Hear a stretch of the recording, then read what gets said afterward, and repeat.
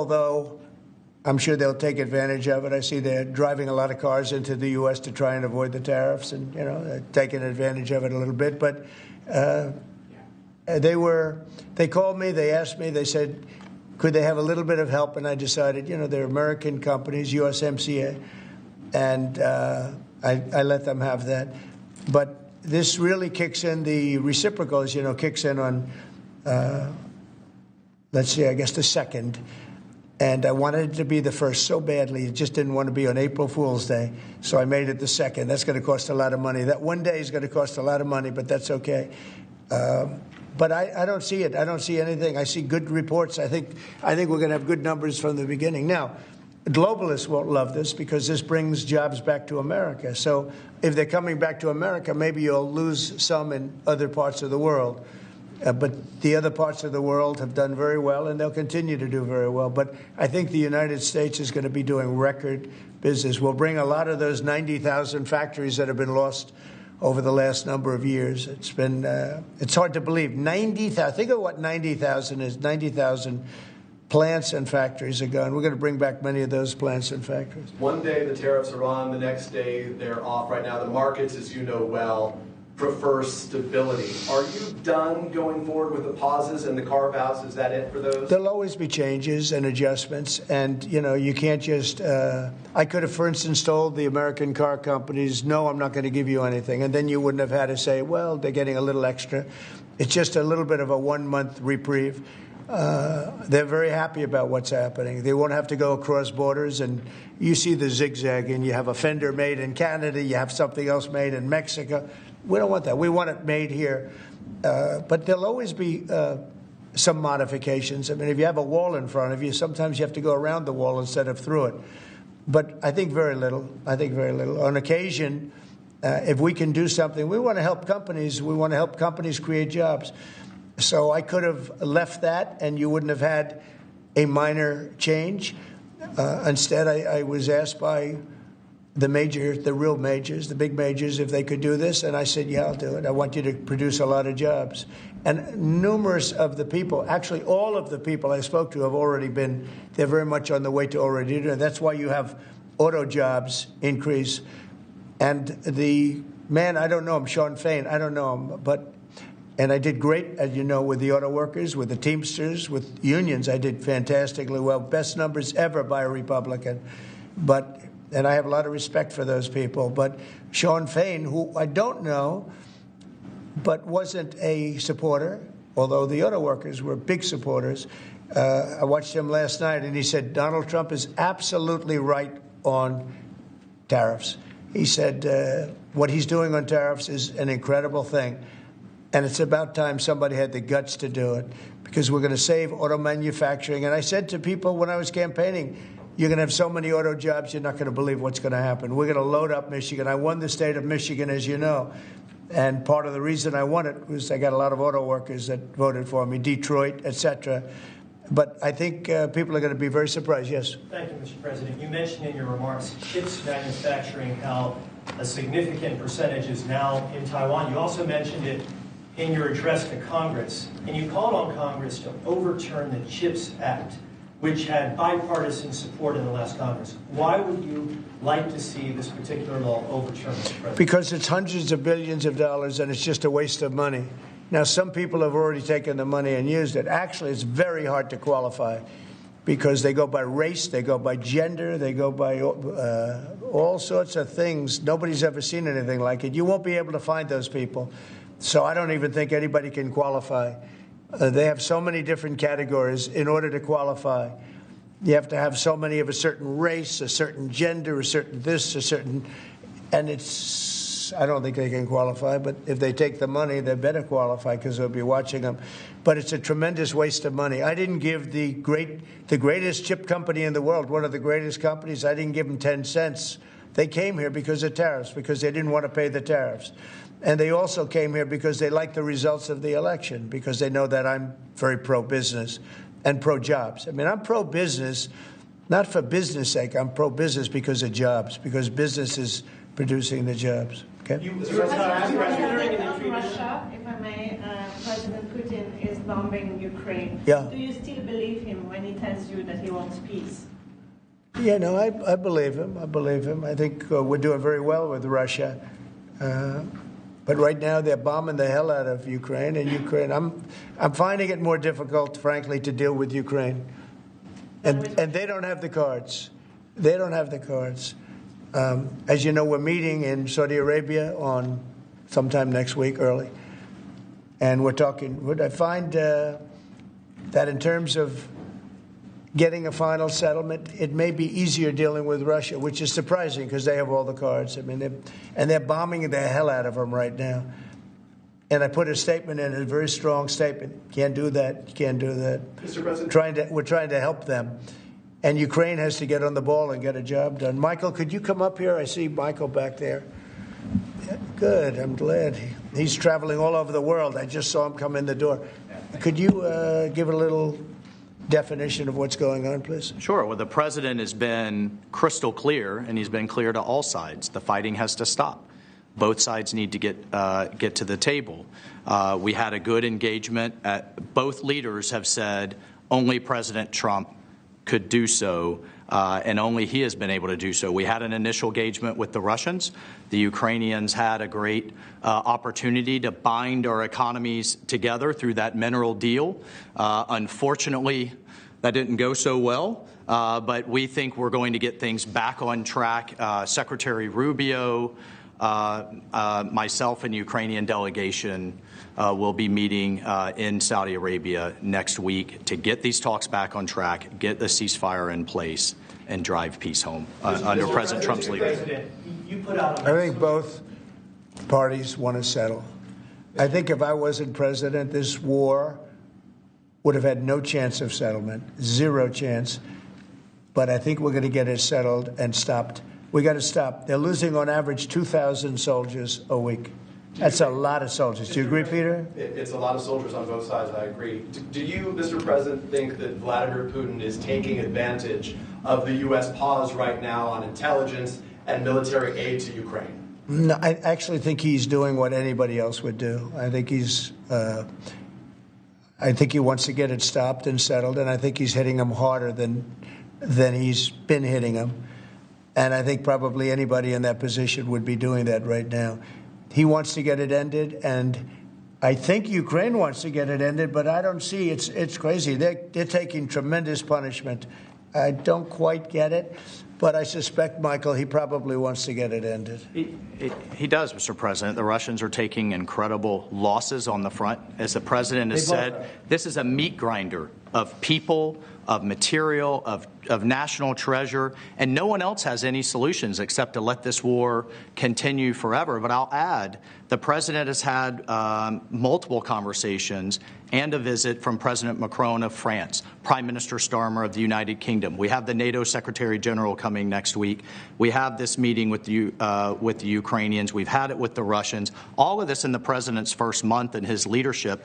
We will engage in the shuttle diplomacy, and we will continue to use his leadership and what leverage we have to get both sides of the peace table. It's not going to be easy, but President Trump... This war should have never happened. It would have never happened if I were president, but it did happen. So a lot of other things shouldn't have happened, too. We shouldn't have 21 million people pouring into our country through open borders, many of whom are criminals, very bad criminals, including murderers, thousands of murderers. Many killed, far more than one person, and they're roaming our streets. But Tom Holman and Kristi Noem are doing an incredible job, and we're getting them out of here. And we'll get them out. We'll get them all out. But all these things shouldn't have happened. We shouldn't have inflation. We shouldn't have had this horrible inflation where the prices have gone up. Look at eggs. So we're doing a good job. We're doing a good job. President, in regards to the pause on military assistance to Ukraine, you put out on your social media post today that Russia is pounding Ukraine. That's right. Why not provide Ukraine with air defenses? And what happens, Mr. President, when Ukraine runs out of... Well, because good question. Because I have to know that they want to settle. I don't know that they want to settle. If they don't want to settle, we're out of there because we want them to settle.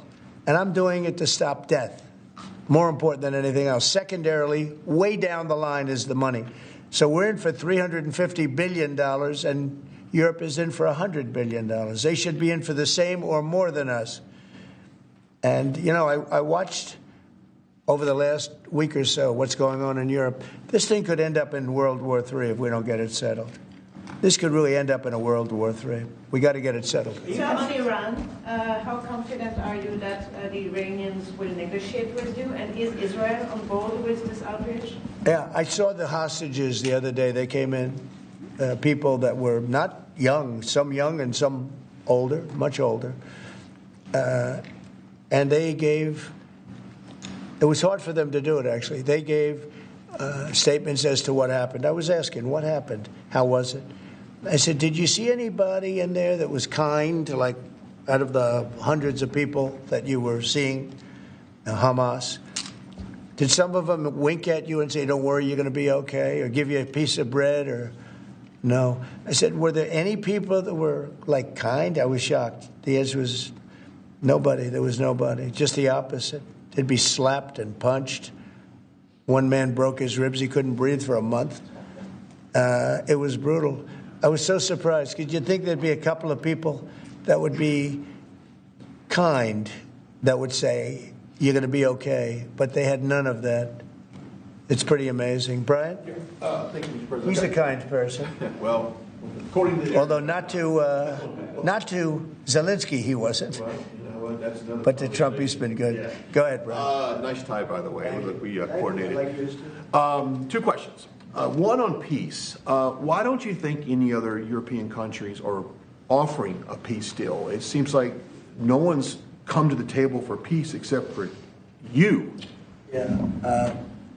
It's a very good question. Sometimes questions aren't answerable. They're in a very unusual position. They don't know how to end the war. I think I do know how to end the war. Despite the Russia hoax, I've always had a good relationship with Putin. And, you know, he wants to end the war. He wants to end it. And I think he's going to be more generous than he has to be. And that's pretty good. That means a lot of good things. Because, frankly, you could have made a great deal if this war never started. You could have made a great deal. I don't know that anything would have had to be given up. This was not a war that was going to start, Brian. And it didn't start. For 4 years, somebody said, well, how do we know that? Well, for 4 years, it didn't start. I used to speak to Vladimir about it. I used to speak to him about it at length. It was the apple of his eye, but there was no way he was going in. And he knew, there were going to be consequences. But it did start. I mean, think of what happened. Inflation. You have the war with Ukraine and Russia. That wouldn't have happened. October 7th would have never happened. Israel, they had no money. Iran had no money. Iran was stone cold broke. And now they have a lot of money. And that's going to be the next thing you'll be talking about is Iran. What's going to happen with Iran? And there'll be some interesting days ahead. That's all I can tell you. You know, we're down to final strokes with Iran. That's going to be an interesting time. And we'll see what happens. But we're down to the final moments. We're at final moments. You can't let them have a nuclear weapon. I think that I would have had a deal within 1 month after the rigged election of 2020. They were all set to make a deal. And then when I lost, they saw this person who's a stupid person, very stupid person. And they said, let's not make a deal. And they were right. He took the sanctions off. They became rich under Biden. They went from having no money to having $300 billion. All in a short period. It's oil. Oil builds up fast. It's a nice living if you have a nice oil well. And they do. They have a lot of nice oil wells, right? So anyway, it's going to be a big thing. It's an interesting time in the history of the world. But we have a situation with Iran that something's going to happen very soon. Very, very soon. You'll be talking about that pretty soon, I guess. And hopefully we can have a peace deal. You know, I'm not speaking out of strength or weakness. I'm just saying I'd rather see a peace deal than the other. But the other will solve the problem. Mr. President, your allies are calling on you to pardon Derek Chauvin. Are you considering pardoning Derek Chauvin? No, I haven't even heard about it. No. Mr. President, on peace. I haven't heard that. In the first term, you may recall, I broke the news that you were nominated for the Nobel Peace Prize. And the reason for that was the work that you led on the Abraham Accords. I spoke yesterday with the member of parliament, the Norwegian parliament, that nominated you. And he said what the Nobel Committee is looking for from you, Mr. President, is security guarantees for Ukraine. Is that a possibility, Mr. President?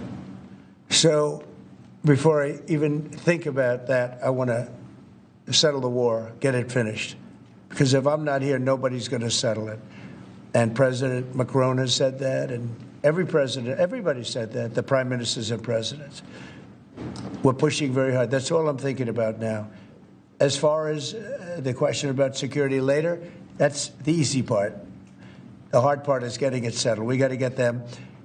We're losing 2,000 human beings every week. More than that, actually. 2,000 nice, young, although they're getting older because they're drafting much older now. In the case of one country, much older, because a lot of the young people have been killed. It's very sad, and I'd like to see if I could stop that. And I'd like to also see if we could stop making these massive payments from the United States. I mean, Biden gave away money like it was water, with no anything, got nothing for it. Europe did it in the form of a loan. They get their money back, we don't. So that's how we came up with the rare earth deal. But we started, behind the eight ball. He could have gone to Europe. He could have said, come on, you got to put up money with us. You got to put up money with us. But he never did that. They just kept handing money out because he was grossly incompetent. All right, thank you very much, everybody. Thank you, Press. Thank you. Thank you, Press. Thank you, President. Thank you very much. Thank you. Thanks, guys. Thank you, Peter. Thank you, Mr. President. Nice to see you. Thank you. Very good. Look good.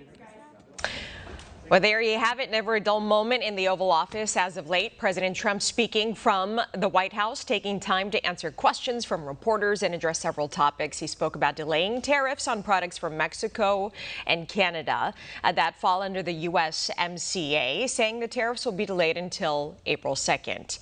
Now, regarding the Ukraine-Russia war, the president said the conflict could lead to World War III if it doesn't get settled. Trump added this war would have never happened if he were president, and his administration will continue to engage in diplomacy to end it. And President Trump sends a letter to Iran's supreme leader, Ayatollah Khamenei. The president told Fox Business today that he sent the